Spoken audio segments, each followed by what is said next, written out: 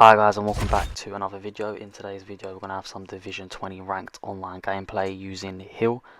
And before we get into the breakdown of the gameplay, I'd just like to say if any of you would like me to use any specific fighters or have any videos ideas, just leave it in the comments below and I'll get back to you.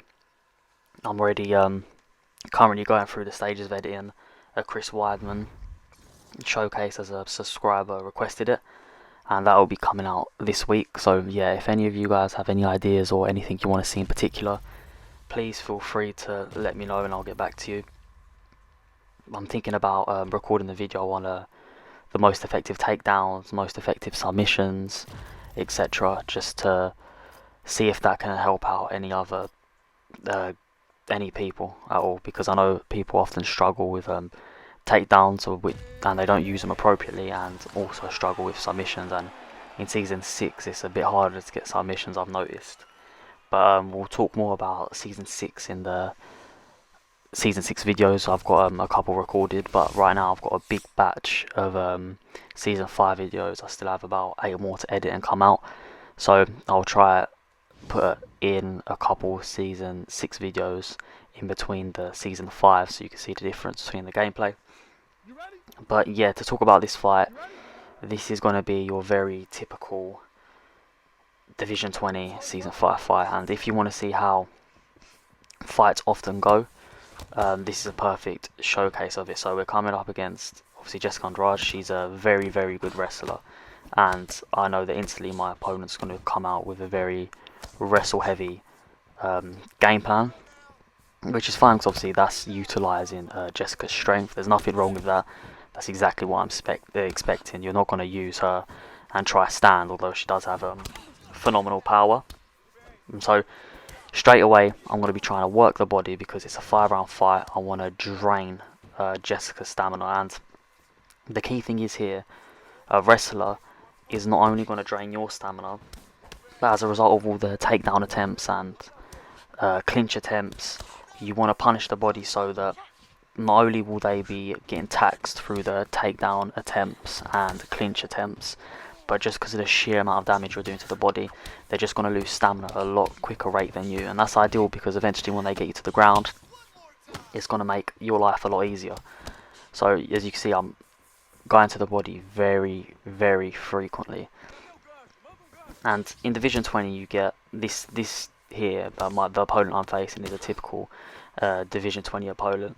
Goes for the standing clinch submission. As you can see, spins me around, so I have no stamina. And what you've got to do here is, I know it's easier said than done, but just remain calm. Don't make it obvious where you're moving. You see, look how slow I'm going here. And we managed to get out, and when we do get out, of course, goes to my body twice to see if they can get a body stun, clinches me and tries to take me towards the fence. And I'm assuming from the fence they would have taken my back, got me down to back sitting and try to rear naked choke. And obviously this isn't the easiest thing to deal with.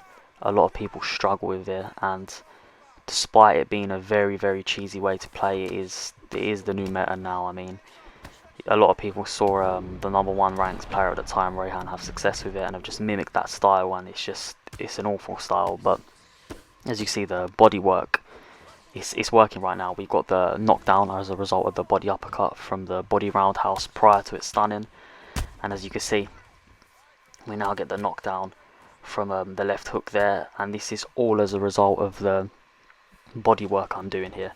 And with a minute left of round 5, I'd say we've had the better of the exchanges. We're definitely winning the round because of the 2 knockdowns. So overall I was extremely happy with this round.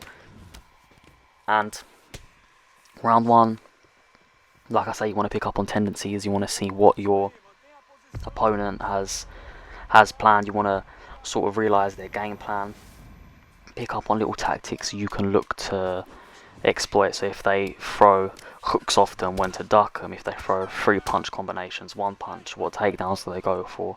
When they get into the clinch, what's the first strike they throw? And you've just got to download all of this in your head and look to utilise everything you've learnt from round 1 and expand on it. So from round 1 I learnt, for instance, that my opponent is going to look to clinch a lot, so I'm going to be having to move my head quite a bit. My opponent's struggling to block the body. My opponent obviously wants to wrestle but hasn't actually shot for any takedowns really. It's been mainly clinch work, looking for the clinch submission. And so I know that my opponent doesn't want the fight on the feet, so that's exactly where I'm going to look to get it, and I'm going to keep attacking the body because that's where I see the glaring weakness. And as you see, my opponent actually ended up getting me on the ground, and I'm just remaining calm, trying to deny transitions, and I was doing a decent job of it. And we get the beautiful reversal there. I mean, that was just spectacular. And that's just because I remained calm, saw where my opponent was going, and GA is such a key factor, and you need to build up your GA before you transition, because if you naked transition, you're going to get denied. And what I've done here is I haven't got up straight away because I want to show my opponent that I'm more than confident enough to stay on the ground, and this helps me build up my control time also, so it looks good on the judges' scorecards.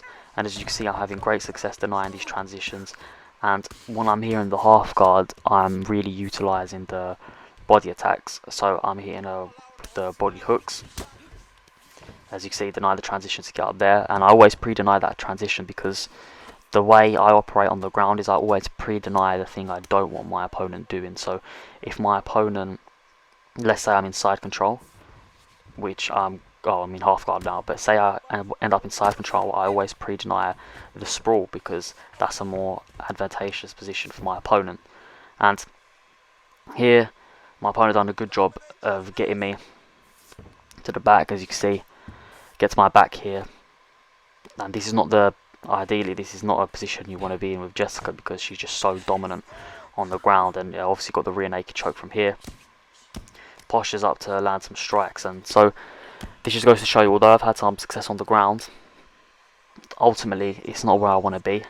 I just done it to show my opponent, look, that I'm more than confident enough to stay on the ground. And now, as a result of that, my opponent ended up on top. Goes for an armbar here, and whenever you're trying to get submitted, you've just got to remain calm, move your bar slowly. I hold L2 and R2 at the same time, and I was going to escape it, so my opponent done the right thing and cancelled the transition, so she'd end up on top. And with 30 seconds left, it hasn't been the best round, but it hasn't been the worst. I mean, my opponent's obviously got a decent amount of control time, got my back here and there. I also had some control time, but the most important thing is I didn't withstand too much damage, and that's a key thing. I denied a lot of transitions, so my opponent's stamina isn't going to be in the best position. And as you can see from the stats there, I had a minute 43, she had 2 minutes and 30, I believe that was. Not too much difference in the control time. She did have more, so obviously she's going to be in the better position on the judges' scorecards.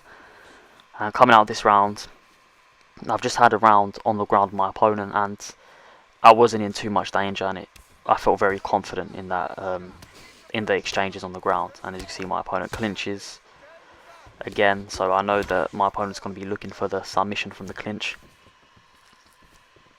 And right now I'm not too worried about my opponent taking me down, as I actually feel like I have the advantage player for player wise on the ground. Obviously Jessica's got better stats on the ground, but I feel like I have a better ground game than my opponent, so that's allowing me to be more confident on the feet, allowing me to take more risks, enter the pocket.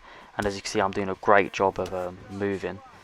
And I know my opponent's stamina is in an awful position. He goes for the clinch, and I throw a 3-piece combination just to break it off and end up getting the stun because of it.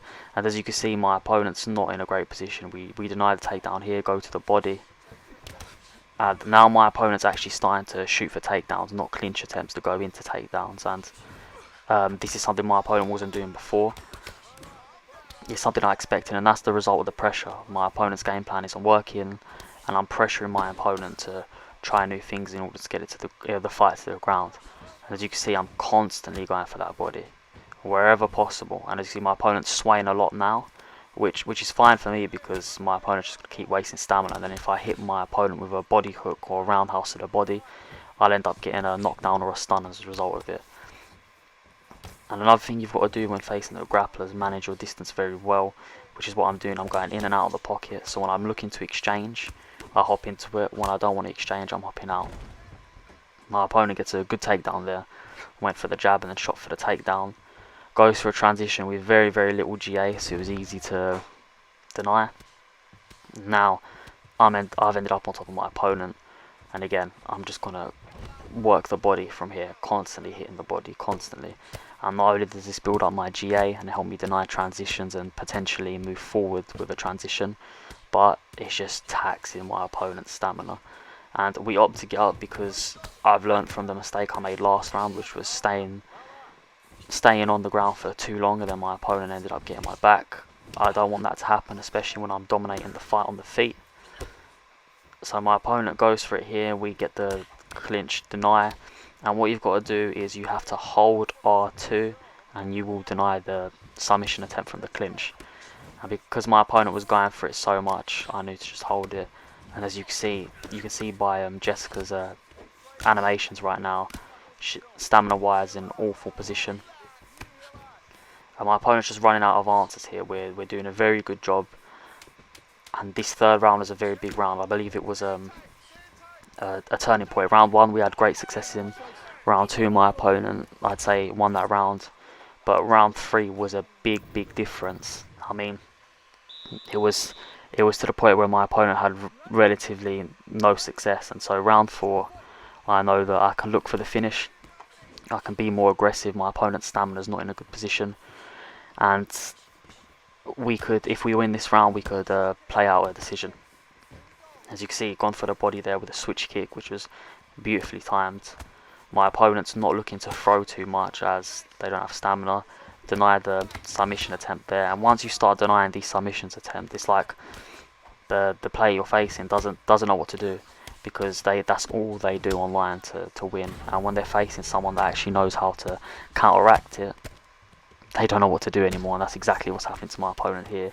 And this is where I was saying that the body work pays so much dividends. Like, this is exactly what you need to do, because look at the amount of damage I've done to the body, and my opponent's just run out of things to do here. And as you can see, I'm offloading quite a lot because I know my stamina is in an amazing position, not only compared to my opponents but in general, because you know it's round 4 and I had about 75% of my stamina left, so we get the victory there.